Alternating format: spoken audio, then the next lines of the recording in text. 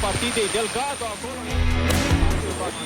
Out from your bed, birds plugged into your nose. We've built a pixel pyre, so let's tell ghost stories around a digital fire.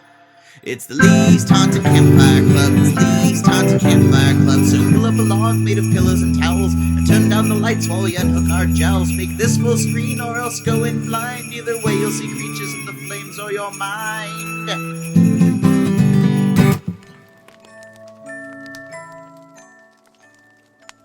Coming to you undead from the Least Haunted Digital Theater, it's the Least Haunted Holiday Special.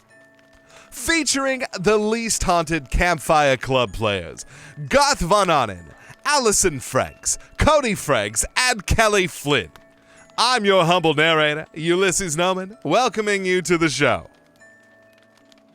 Today's original presentation is brought to you by our special sponsors, Happy McAllister's Old Fashioned Snake Oil, Surplus Meat Exchange and Taxidermy, and Anchor.fm.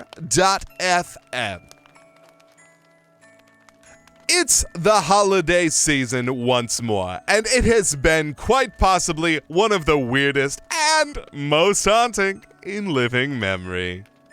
But in uncertain and troubling times, we take comfort in the acts and tradition that give us sure footing as we march headlong into the future. And what better traditions than those associated with the holiday season? Lighting a menorah or a kinara, decorating a Christmas tree, hiding in fearful terror from Krampus, or watching certain Christmas stories on a constant loop for 24 hours.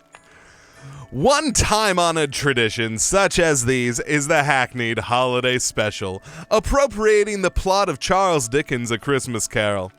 And when it comes to hackneyed, listen no further than the Least Haunted Digital Theater.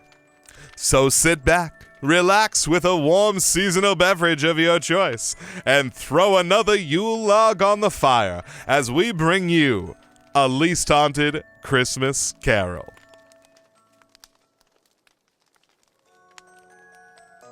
The place is London, England. The time is partway through the Victorian era, the latter half of the 1840s.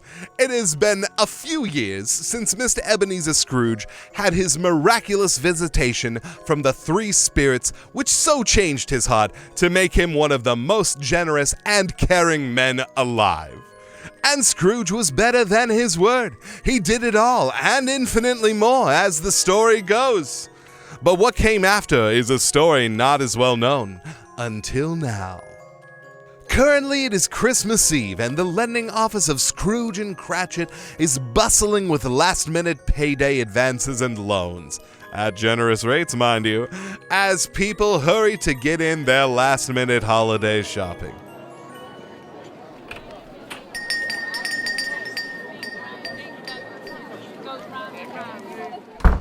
Good morning, Mr. Scrooge. And a very good one indeed to you, Miss Cratchit. As fine a Christmas Eve as ever there was. And what business is there today? Well, of course there is the play this evening around 7 o'clock. And how fare the preparations? Oh, it fares splendidly, sir.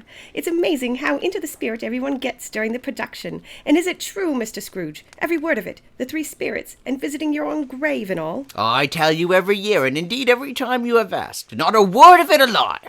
I tell you, young Martha, what transpired that night truly was a miracle. And I am far the better for it. The whole world is better for it, Mr. Scrooge. Come now, tell me, what other business is there today? It can't only be the preparations for tonight's play, which I rest assured are in your wonderful father's more than capable hands. Right you are, Mr. Scrooge. We have 3 appointments for the day. It seems that you are to be visited by 3 skeptics on this day. 3 what? 3 skeptics, sir. They claim to be journalists from 3 different publications, actually. They all want to talk about your amazing story and the play tonight. What? All at the same time? No. They say to expect the first one when the hour tolls 1. They will be from the Skeptical Review. That's the quarterly journal from the Psychical Society of Research. The next one will be about an hour after that. That will be from the Modern Skeptical Journal. That's the publication from the Research Society of Psychical Phenomenon. And then lastly, this afternoon you will be visited by a reporter from Future Skeptic Digest. Let me guess. They're from the Psychical Research Society. No, apparently they're independent. Couldn't I take them all at once and have it done with, Martha? I'm afraid not, sir. Merry Christmas, Uncle! Merry Christmas, Martha. And why, if it isn't my nephew, Fred? A Merry Christmas to you, nephew. Merry Christmas, Fred. Uncle, I have come to see if you'll be joining us for dinner tomorrow. Oh, you had better believe I wouldn't miss it for the life of me. Glad to hear it. The missus says that this will be the year she beats you at What Animal Am I? Oh, ha ha ha. She is welcome to try, nephew. She is welcome to try. But for now, I must get to work. It is a short day, and there is much to do before the play tonight. I also have 3 skeptics to come meet with me. Skeptics? Yes, from various publications. Whatever for? From what I gather, they wish to speak to me about my Christmas spirit, as well as the play tonight. Well, do try to show them the meaning of Christmas, Uncle. If I do not get a chance to greet you at the performance tonight, then I will see you tomorrow at dinner. Farewell. Farewell, nephew. All right, Mr. Scrooge, I must be off. I have to meet with Father at the Playhouse and make sure everything is ready for tonight. Very well. And thank you, Martha. And don't forget, your first skeptic should be here shortly. Oh, yes. I wonder what they will have to say. Goodbye, Mr. Scrooge. Until tonight. See you then, Martha.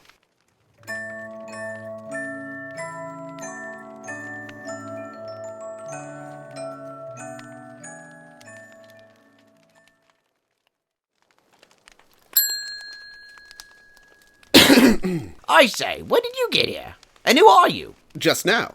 And I'm the reporter from the Skeptic Review. How did I not hear you enter? I opened the door slowly. Are you sure you're not a spirit? I can say that I am not a spirit with 100% certainty.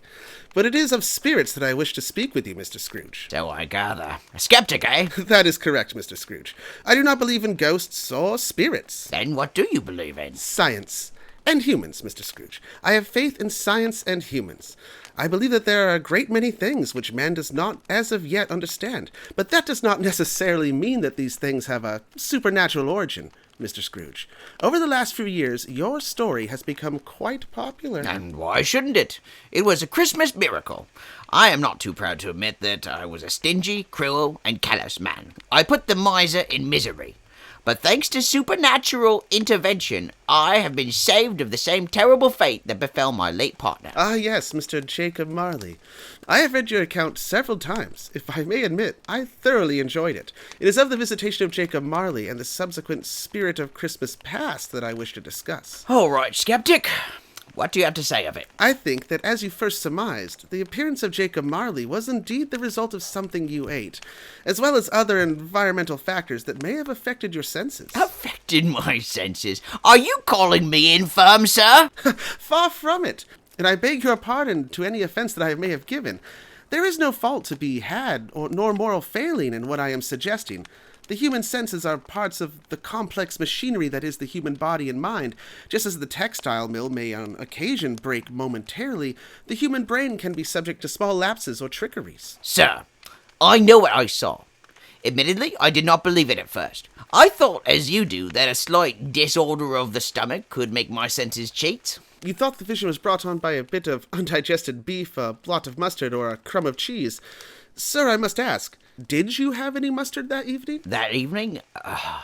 I suppose I did. It was part of my regular supper. And may I ask you, how did you eat the mustard? What do you mean?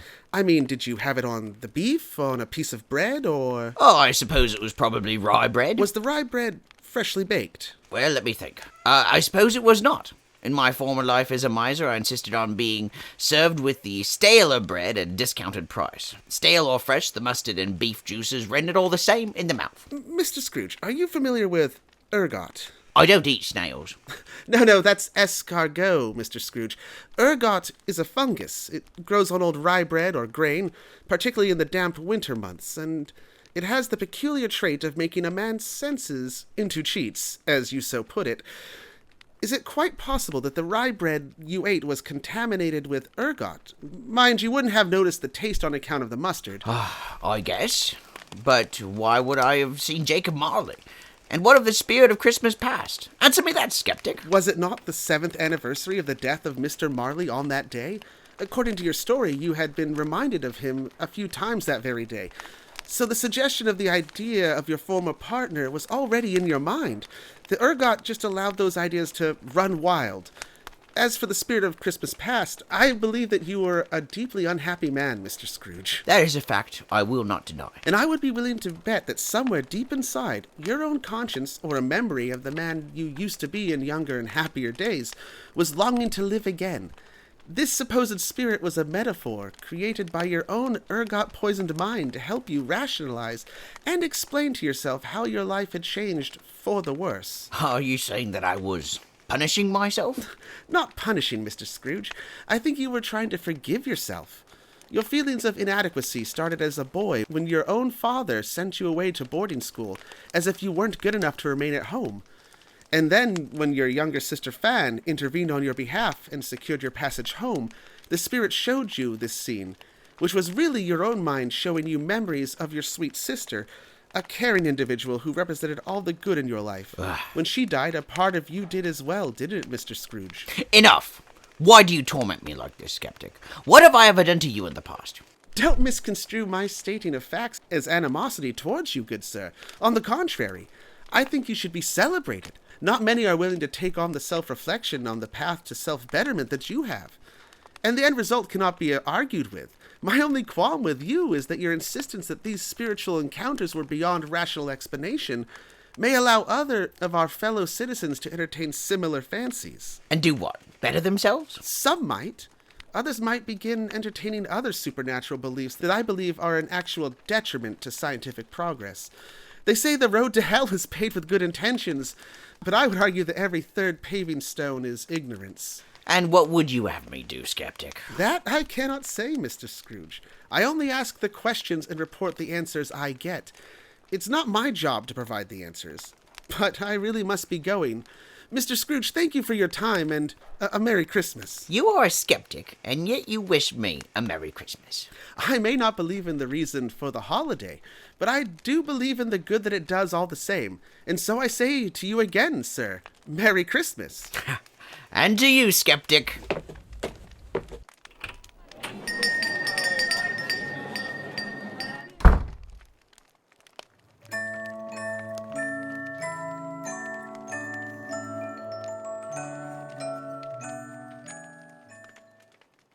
Ergot poisoning indeed. I have not heard such a preposterous theory in all my years. As if a man can take leave of his senses and hallucinate himself a story with so linear a progression, so rooted in an intent as if written by some divine author. Oh, I had my share of hallucinations of the West Indies in my youth. Scattered, bizarre times those were. Nothing like my Christmas carol. Ergot, bah, humbug! Mr. Scrooge, you haven't lost your wit, though I dare say you may have lost something else. What's this? Are you the second skeptic, then? I've no more time, I'm afraid. The last man has quite put me off my dinner. I've no stomach for visitors at the moment. I must prepare for tonight's play. Ah, yes, the play. Where you'll spread the good word, no doubt. I shall advise you not to bother beginning your little speech. Sir. I know what you would say. No doubt you will tell me that the play will lead the simple-minded public to further spiritism and indulgence in childish beliefs of the other side, and that I am impeding the progress of humanity towards some grand scientific utopia that you envision. Well, a utopia free from superstition and morality tales of an old man who hallucinated his way into a moral epiphany, stumbling, as it were, from moral bankruptcy into grace, just as a drunkard might stagger his way through tap-dancing school, moving correctly only due to pure luck! Sir, you have refuted a caricature of my own self quite eloquently and with hilarious candor. Small wonder your play has been so well received. What with all these actors speaking words that came from this old mouth. Oh, let go of me! I've no quarrel with you, at least not in the way you assume, Ebenezer. Go on with your little play. I am the last man to stand in the way of the public getting a good story. You don't disapprove of my story? Think me not a charlatan, do you? Sharing my tale of ghosts and premonitions to my fellow Londoners? Not at all. Those people, those average people, they squander their days and nights. Oh, mind you, they work their hands into arthritic knots, their sweat pouring with industry, but their minds remain recalcitrant and idle dreaming. Let them dream. I've no use for them. They cannot read, they cannot write, they cannot think. They are dead men and women, all, for they cannot save themselves from their own blindness. I picture no utopia in their future, I assure you. Have you so low a regard of humanity? I have a high regard of it, sir, but I am no idealist. I am a realist. Those poor masses lead desperate lives, lives that would not improve if you canceled tonight's performance. By the same token, they would also not improve if you wrote 51 new tales to be performed every week of the year. No, they are beyond saving. Then why do you come to visit me tonight? Am I not just another wretch with his head in the clouds? Ah, far from it. You are a man of means. You have the facility to do whatever you wish, and yet you cling to this story as if it is your lifetime's single defining event. So you saw ghosts, and the ghost persuaded you to be a good man. Now what? I am doing good work. I wish to inspire. Ah, yes, you do inspire, and you donate crumbs from your hoard. Crumbs? It is vanity, Ebenezer. Admit it. You do this work for the adulation. You live for the applause. Each performance develops not the moral or ethical sensibilities of your audience. Each performance develops only the mythology of you, yourself. The old miser who was cruel for all his life and then became philanthropic during the 23rd hour of his life's day. I cannot atone for my past crimes. Not any more than I'm doing now. I can only hope that what I'm doing is enough. Enough for what? Heaven? That would indeed demonstrate tonight's play to be a self-serving facade. Or is it to avoid the shackles of the lockboxes and riches that you claim to have seen binding the ghost of your friend Jacob? Do you think that your turn towards generosity has rid you of those chains forged over a lifetime of greed? All I can think to do is to do good now, to help here in the present. Scrooge, you must think carefully about the now. This here, this present. Why are you producing this play year after year? To what end? I might ask you the same, sir. Your attitude strikes me as no more than adolescent nihilism. Nothing really makes any difference, and reducta ad absurdum, so why not we all just kill ourselves and have done with it? I have an answer. Well? I am a journalist. I research and disseminate information for those with ears to hear it, to borrow an expression from an anonymous source. Ah, so you and I are kin. What makes your work any different from my own play? I don't lie. Oh, I don't. Your story needs sources, corroboration, proof. If you're going to publish it year after year, not for their sake, as I've explained, those people are already lost, but for your own sake. How can you be sure that you are a reliable narrator? What if you did invent this story? You are an intelligent man. Where is your self-doubt? What if you are mad? I don't know. I can't prove my own story. Any of it. And yet you spread your story further than anything I've ever written. Take stock in your privileged capacity to spread truth and lies. Show deference toward that which can be confirmed, and not just by your own memory, but from more reliable sources. You are very old, after all. What if your brain has gone soft? Would you know if it had? I'd like you to meet my two assistants. Journalist. Are they yours? They are the public's, and they cling to me, gnawing at my journalistic integrity. This boy is Editorialization. If you think about it, workhouses and coal smoke are good things. I, for one, think we need more people in poverty, if anything. And this girl is Sensationalism. Now let's think about this here now. Generosity is a scam created by Big Fig to sell more pudding, you putter. And Christmas trees are an attempt by German immigrants to subvert traditional British values, for crying out loud. Beware them both, and all of their degree, but most of all beware the boy, for on his brow I see that written which is alternative fact, unless the writing be erased. I can see that. Did you write it on him? No, he keeps doing that to himself. I try to wipe it off, but as soon as I turn around, he paints it back on again. You can't tell me what I can or cannot do. I have my own rights and freedom. Anyway. I do have a large stage, and a loud voice.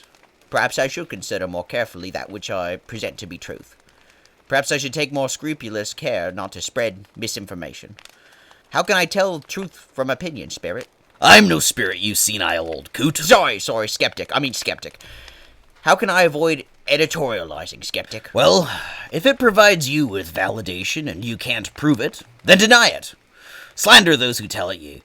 Admit it for your own fractious purposes and make it worse. And abide by the end. No sympathy for the devil. Keep that in mind. I will, Skeptic. I will.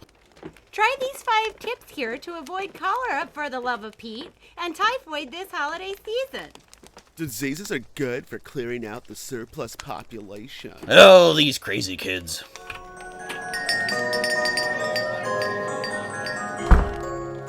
Well, the first 2 skeptics have really given Ebenezer Scrooge something to think about, and I didn't care for those 2 little monsters that accompanied the second skeptic. But anyway, before we continue our tale, we need to take a moment to acknowledge our wonderful sponsors.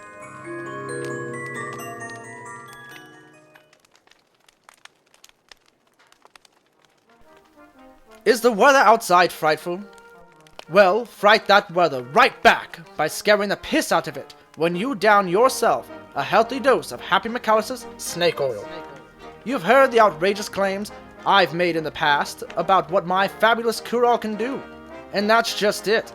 It cures all. Take it from me, I knew a doctor once. But now it's time to tide these season tidings by introducing my new line of holiday-flavored snake oils. And just to list a few, we've got gingerbread, peppermint, eggnog, Uncle Jerry's eggnog with a kick. And for all you Yule-eyed dandies out there, pumpkin spice. Spend your wintry nights laid out by the hearth, sipping on a lukewarm glass of Happy McAllister's snake oil. That way, when the jolly man himself comes crashing down the chimney, ho ho ho! You can kick his jingle-jangling ass right back up that fiery tube of good spirit. 'Cause we don't take too kindly to freeloaders around here, friend. These are Happy's cookies. But please, share the wealth this year with the perfect gift. A bottle of Happy McAllister's snake oil.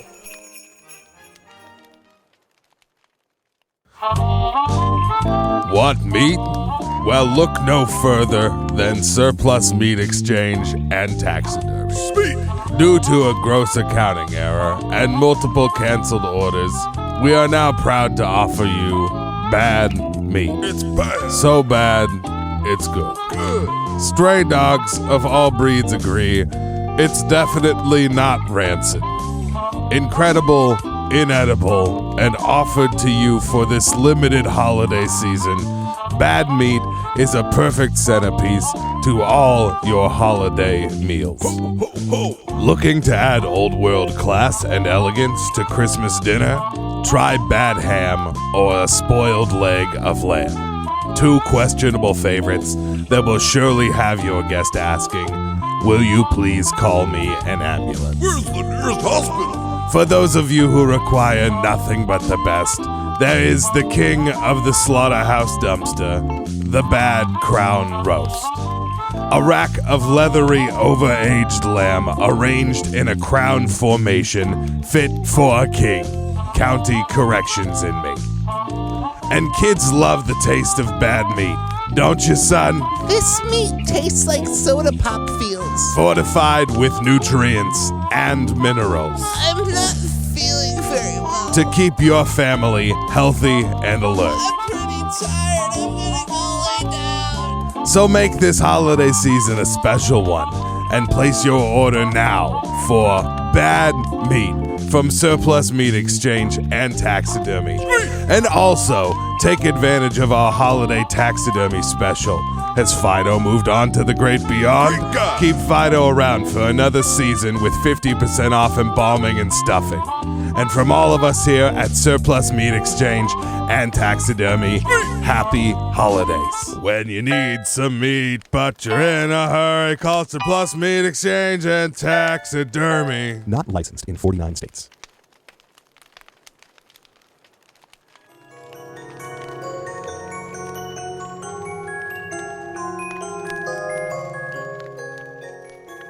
Thanks again to our sponsors. We now return you to The Least Haunted Christmas Carol, already in progress. When we last left Ebenezer Scrooge, he had just had a visit from the second skeptic, and the encounter had given him much to think about. But now, as the clock chimes again, it is time for his final appointment.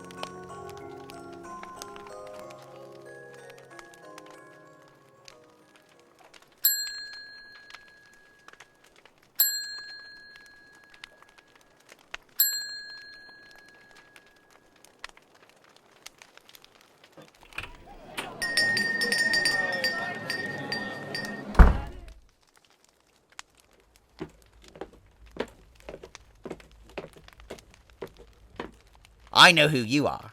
You're the reporter from the Future Skeptic Digest. I've been expecting you. Can I get you a refreshment? Sir? Can you speak? I see, a mute. Would you believe that a mute journalist isn't the strangest guest I've had? Oh, I see you have a slide whistle. I have to admit, an interview with a man who can only whistle strikes me as quite a relief after the last hour's ruckus. I must admit, sir, I am shaken. What shall I do now? Shall I follow through with tonight's production? If I do, my recent guest pointed out, to what end? Am I indeed spreading some false lesson? The right morals for the wrong reasons? If I was mistaken in my experience, and I'm sure it happened, but if I am indeed unreliable, then what? Am I just another mad prophet, encouraging people to follow their own unreliable preferences, cloaked in some sort of divine mandate? What if someone is inspired by my own experience and walks away tonight believing such experiences to be commonplace, and then he imagines his own visit by spirits who give him the wrong lessons? Will he be self-assured in his resulting bad deeds, in part because of me? But that's nonsense! I didn't want to be the person my spirits taught me to be, not until the end. My experience did not simply reinforce my own perspective. My ghosts broadened my perspective. You are right, of course. Perhaps, secretly, I had this benevolent self within me all along. And perhaps I was so set in my miserly ways that I needed a personal revelation to find the good man who was always there. So what now? What is the responsible thing to do? I truly cannot say whether my experience was real or not. I've no way to verify it to myself, with my newfound doubt. Yes? Yes! Yes, I know what to do! Oh, thank you, Spirit. I mean, Skeptic.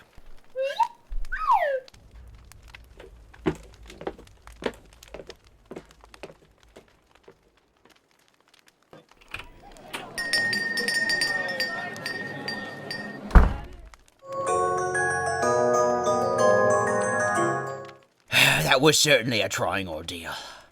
I need a breath of fresh air. I had better open the window. Oh, my, it's getting dark. Am I too late? I say, you there, young urchin! Oi! I'm not an urchin. I'm 35. I buy me own drinks. Yes, whatever. Tell me, what time is it? Why, it's near 7 o'clock, sir. Look over there. In a few years, there'll be a giant clock. Big Ben, they'll call it, and it'll tell the time for all to see. They call me mad, of course, but I'll have the last laugh, I will, and then people will stop asking me the time. Oh, thank goodness. I'm not too late. There is still time. I will go to the play, but I will address the audience to let them know it is just a story. But a good story nonetheless. It rings of truth, but it is only a fable. A means to express a lesson or belief of how people need to treat each other. With kindness, empathy, respect, love, and generosity. Not just at this time of Christmas, but all year round.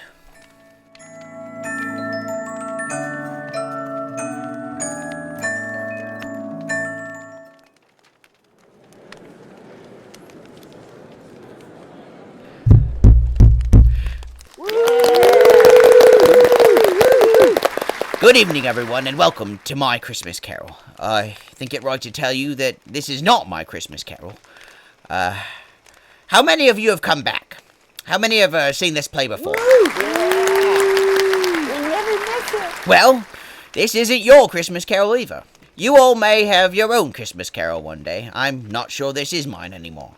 It may never have been. I'd feel better calling this simply a Christmas Carol. One of many. You don't have to trust me when I say that it is a true story. It is a tale. It may have happened. I think it did. But who am I? You can't count on me, and you shouldn't count on me. I'm just a man, and what you are about to see may well be fiction. But it doesn't matter if it actually happened. The story may or may not be fact, but the lessons in it are more real and true than I will ever be. They'll certainly last longer. So take heed and listen. It is up to all of us, every man, woman, and child, to keep the ideals of Christmas within us all year. Never lose sight of the real and tangible right before us. Ghosts and spirits have no substance, but human suffering is real and right before our eyes every day of the year. So close you can reach out and touch it. Are we not our brother's keepers? To this I say yes. Woo! It is everyone's responsibility to act with kindness, generosity, charity, and empathy. Not out of fear of spirits, but out of our duty as fellow human beings. And with that out of the way, let's get started. Molly was dead, to begin with. There is no doubt about that. The registrar for his burial was signed by the clergyman, and the clerk and the undertaker, and the chief mourner. I signed it, and my name was upon the charge, for anything he might choose to put his hand to. Old Marley was dead as a doornail. Mind? I don't say. Huh, not too bad. Yeah, I'm surprised he had it in him. I suppose time will tell if he can keep his perspective. True that. Bah! I don't want to write this article. I barely interviewed him anyhow. I just gave him an existential crisis and made him question his own sanity. Come to think of it, I don't think I have much of an article either. Good point. Yeah, I'll just get my assistants to write something. It is Christmas. Let's enjoy tonight. Hey, kids, I need 1,000 words by tomorrow. What, you expect us to do your job? Yeah, wait a minute here. You aren't even paying us, for Christ's sake. We're two broke unpaid interns. Are there no poorhouses? Bah humbug. And that is just what happened, and it pissed a lot of people off. It seems that most people don't want to take responsibility for their own failings and would prefer to defer to threats of divine reward or punishment rather than be inconvenienced, even in the slightest, by the burden of taking any kind of action themselves. Most chose to ignore his soliloquy as the sad progressive march of senility on an otherwise respectful former captain of capitalist industry who had been sliding even further into the madness of charity and progressive politics. A few, not many, but a few took to heart what Ebenezer Scrooge had to say that night. The children with their impressionable, sponge-like brains and as of yet uncorrupted belief in possibility and hope listened to the old man with his crazy hair, rough voice, and somewhat exacerbated demeanor. They listened to him, and they saw something that reminded them of grandparents with their sage-like advice. They listened to him and looked around themselves at the workhouses, poorhouses, slave-like garment factories, and soot-covered streets of Victorian London. They listened and they heard. None took it more to heart than young Tiny Tim, who, having benefited from the better nutrition offered by modest wage increases caused by Ebenezer Scrooge's Christmas miracle a few years earlier, was now just called Tim. He summed it up best the next night at Christmas dinner when he raised his glass of whole milk with its rickets-curing vitamin D and said, Science bless us, every one. Ladies and gentlemen, thank you once again for joining us here in the Least Haunted Digital Theater. This has been an original production of A Least Haunted Christmas Carol by the Least Haunted Campfire Club players. Presented by Happy McAllister's Old-Fashioned Snake Oil, Surplus Meat Exchange and Taxidermy, and Anchor.fm. From everyone at the Least Haunted Podcast, have a happy and healthy holiday season. And remember, The only thing that's haunted is you. Happy holidays.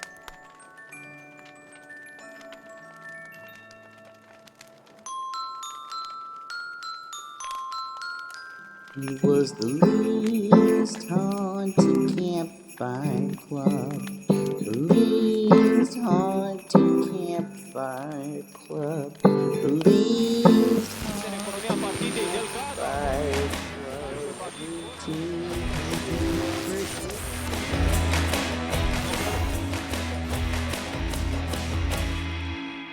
Hey, goodbye.